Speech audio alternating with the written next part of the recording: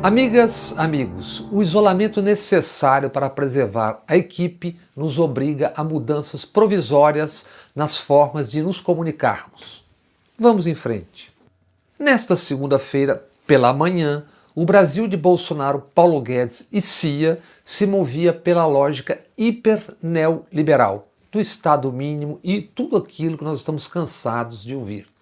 E então, Bolsonaro assinou e defendeu publicamente medida provisória que permitiria suspender contratos de trabalho por até 4 meses. Na tarde desta mesma segunda, o Brasil se moveu pela lógica do máximo de Estado. Estado forte que gasta quando tem que gastar, quando é necessário gastar. Bolsonaro mandou cancelar à tarde o artigo que, de manhã, suspendia salários por 4 meses. E anunciou 88 bilhões para apoiar medidas de estados e municípios no enfrentamento da Covid-19. Aquela gripezinha, segundo o mesmo Bolsonaro, que no sábado havia anunciado a cura da gripezinha.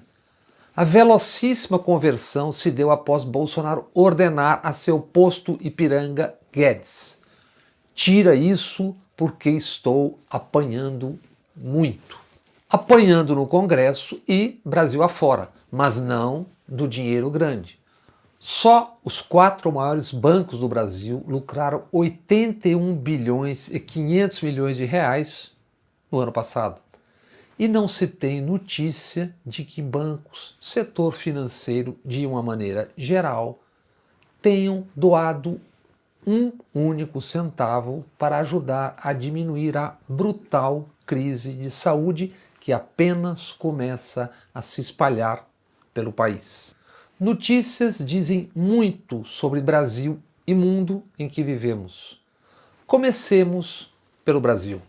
Na manhã do Brasil hiperneoliberal, de maneira acrítica, portanto calhorda, setores do pró apenas dinheiro informavam: a suspensão depende de acordo entre o patrão e o empregado. Acordo. O patrão perguntaria ao empregado: você prefere a suspensão do contrato por 4 meses ou a demissão? Belo acordo. Dória mordeu a isca. Aprovou a suspensão de salários. Quando precisa, o governador de São Paulo se porta como Bolsonaro. Diz e faz as mesmas coisas, diferenciando-se pelo gel e o silicone. 15 minutos, só 15 minutos depois de Dória reafirmar a que veio, Bolsonaro revogou o artigo 18 da sua medida provisória. Dória ficará bem com o patronato e espera que lascados e remediados em geral sigam desatentos aos que decidem seus destinos. O que esse vai e vem de Bolsonaro indica? Ele tinha ideia do que Paulo Guedes, mais uma vez, propunha? Ninguém avisou que a Sinfonia das Panelas acabaria se tornando uma ópera com o artigo 18? Como estão agindo países overcapitalistas? A União Europeia suspendeu regras de disciplina orçamentária obrigatórias. A Alemanha anuncia um pacote, o máximo do Estado contra a crise, 850 bilhões de euros. Traduzindo, em reais, o Estado alemão vai gastar 4 trilhões e 700 bilhões para enfrentar a crise. O Reino Unido vai bancar até 80% para trabalhadores que estejam licenciados.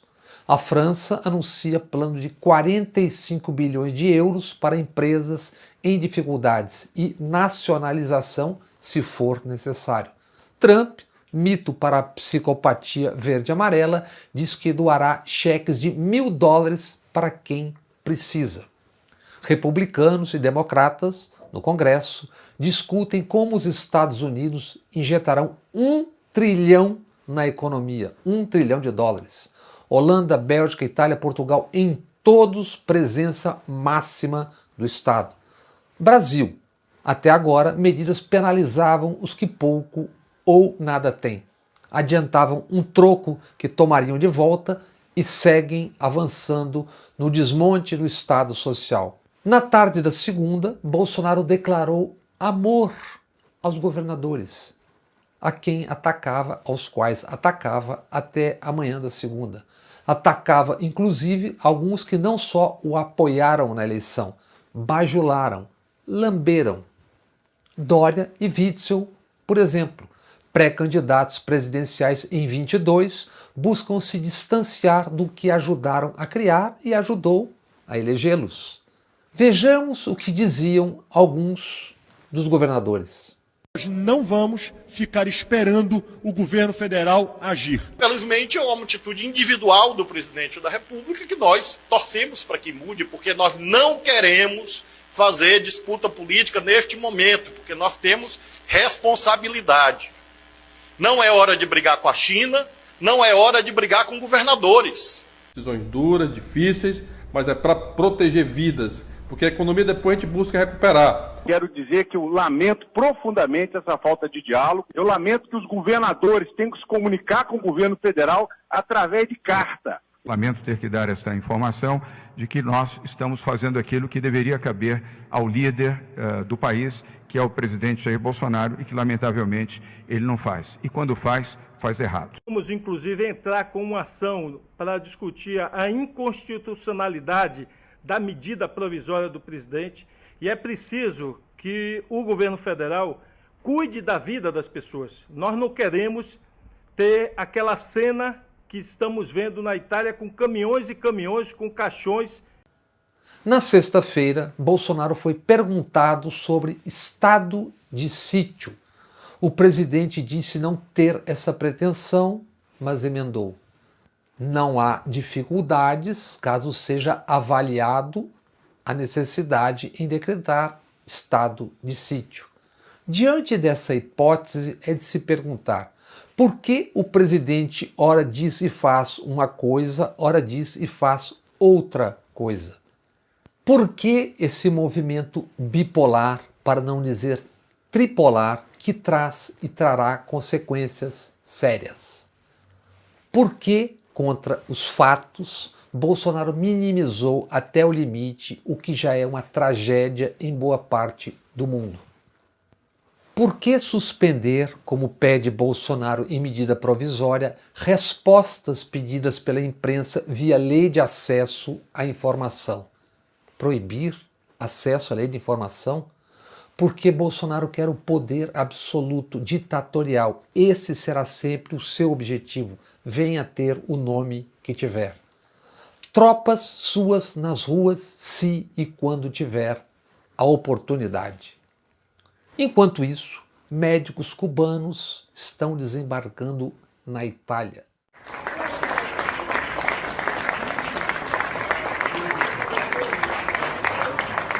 O Brasil chegou a ter 18.249 médicos cubanos, que atendiam a 63 milhões de brasileiros em 4.050 municípios. Amiga, amigo, quem não se lembra da reação à chegada dos cubanos, das associações de médicos, de grande parte dos médicos do Brasil?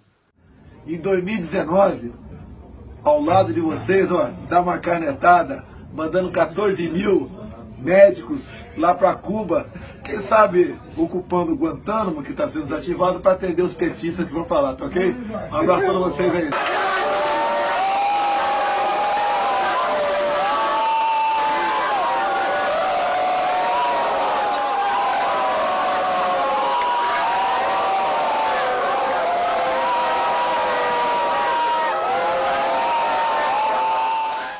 De manifestantes, gente igual ao escombro da van ou essa patética figura chamada Justus. E a escabrosa fala de Júnior Dursk, dono da rede de restaurantes Madeiro, que disse simplesmente o seguinte: o Brasil não pode parar por conta de 5 ou 6 mil pessoas que vão morrer. Depende, né, Júnior? E se for da sua família? Um saquinho de vômito antes de ouvir alguns dos mais enojantes momentos da barbárie.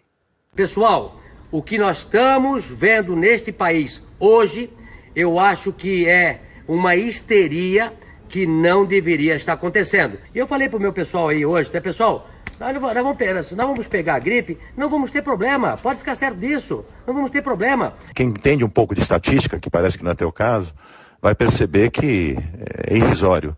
E dos que morrem, mesmo dos velhinhos, só 10 a 15% deles morrem. Para a maioria da população mundial, se pegarmos o vírus, que seria bom, ele já criaria anticorpos e acabaria de uma vez. Está preocupado com a vida das pessoas? Fica preocupado não com o vírus entrando na favela, porque não vai matar ninguém na favela. Vai matar só velhinho e gente já doente. Não tem nenhuma morte no mundo até hoje das 12 mil que a pessoa não teria algum problema recorrente de saúde do passado. Então, na favela não vai acontecer porra nenhuma se entrar o vírus, muito pelo contrário. Grave é o que vai acontecer com o mundo agora, com uma recessão global como nunca vista na história, nem no crash de 29 e nem nada. As consequências que nós vamos ter economicamente no futuro vão ser muito maiores do que as pessoas que vão morrer agora com o coronavírus. Eu sei que nós temos que chorar e vamos chorar cada uma das pessoas que morrerem com o coronavírus, mas nós não podemos, por conta de 5 mil pessoas ou 7 mil pessoas que vão morrer, eu sei que é muito grave, eu sei que isso é um problema, mas muito mais grave é o que já acontece no Brasil. Em 2018 morreram mais de 57 mil pessoas assassinadas no Brasil, morreram mais de 6 mil pessoas por desnutrição. Até aqui falamos destes dias do agora, do Brasil e de lamentáveis personagens. Em resumo, como voltamos a um Brasil com 70 milhões de pobres e miseráveis e mortes na infância? De novo, mortes na infância. A um mundo com 70% da sua população marginalizada. Desde antes da crise de 2008, se assiste à expansão do capital, do poder do dinheiro sem nenhum tipo de controle, freio ou repactuação. Aquela crise quebrou boa parte do mundo e custou um dinheiro que é só ficção, 14 trilhões de dólares, 12 trilhões e 600 bilhões de dólares só para salvar o sistema financeiro. O que a história ensina quando se chega a esse ponto? Sonhadores imaginavam que seria a oportunidade para um recomeço. Isso em 2008 e 2009. Como se viu no pós-grandes guerras do século XX. Guerras que mataram estimadas 110 milhões de pessoas. Entre as duas guerras, tivemos a devastadora Depressão de 1929. Pós-Segunda Guerra Mundial, foi criado em 1944 o sistema de Bretton Woods, a reconstrução do capitalismo no chamado mundo livre. Pela primeira vez na história, se teve ali um acordo monetário negociado e válido em grande parte do mundo. Acordo para controle da expansão e acumulação selvagem do capital financeiro, que avançava desde o século XIX e resultou na Depressão e nas grandes guerras. De Bretton Woods nasceram FMI, BIRD e Banco Mundial e foram sistematizadas políticas públicas. Por 3 décadas, aquilo resultou na social-democracia europeia e no estado do bem-estar social, como ficou conhecido. Nascimento por necessidade de um lado do mundo, porque do outro lado do mundo o modelo soviético buscava se espalhar, se expandia.